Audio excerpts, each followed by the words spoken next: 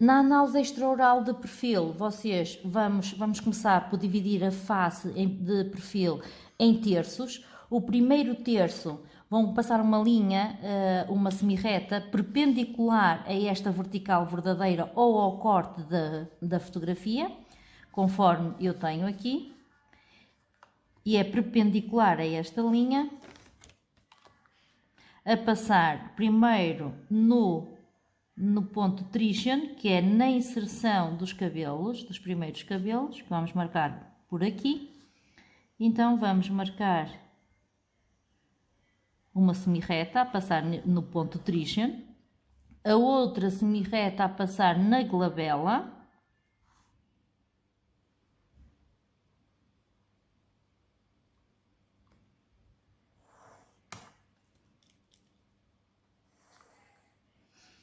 outra semirreta, aqui temos o terço superior, o terço médio passa a parte inferior a semirreta, que divide o terço médio do terço inferior, passa no ponto subnasal, e o terço inferior é limitado na parte inferior a passar no ponto mentoniano cutâneo.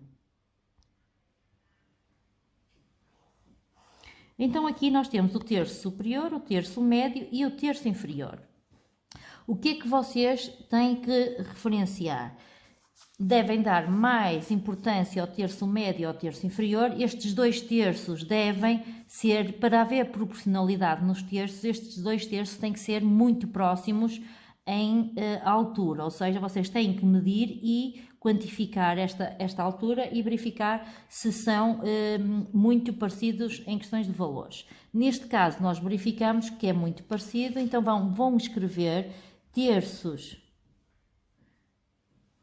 os terços médios proporcionais. Depois, vão dividir o terço inferior com uma semirreta a passar no ponto EM, no contacto dos lábios. E vão dividir o terço inferior em dois. Vão dividir o terço inferior, vão dividir o lábio superior e o lábio inferior em mento, para verificar se existe proporcionalidade. O lábio superior é metade do lábio inferior em mento e devem então escrever, como neste caso parece, tem que quantificar e verificar, medir 8,5 e deveria ter 16, 17, exatamente, tem. Então, terço inferior proporcional. E tem que dizer porquê. O lábio superior é metade do lábio inferior e mento. Também podem escrever o valor. 8,5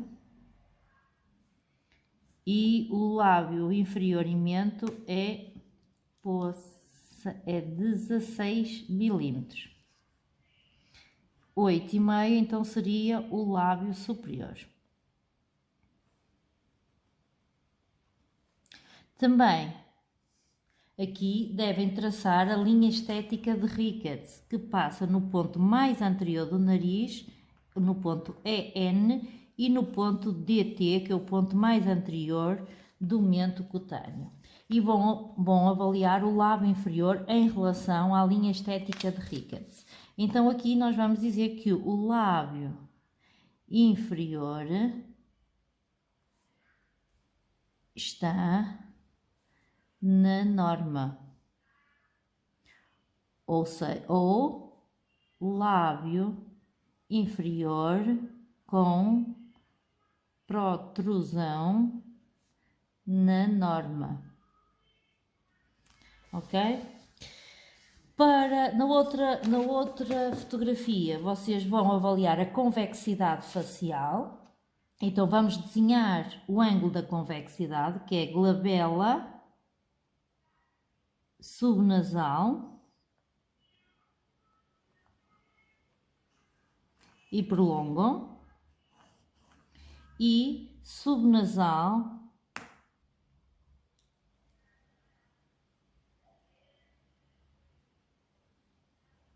ponto DT, ponto mais anterior do mento. E este ângulo aqui é o ângulo da convexidade facial. Este ângulo aqui é o ângulo da convexidade. Se o ângulo estiver, tem que o medir, se o ângulo estiver entre 8 a 12 graus, temos um perfil reto, que é o caso, nós temos aqui um perfil reto.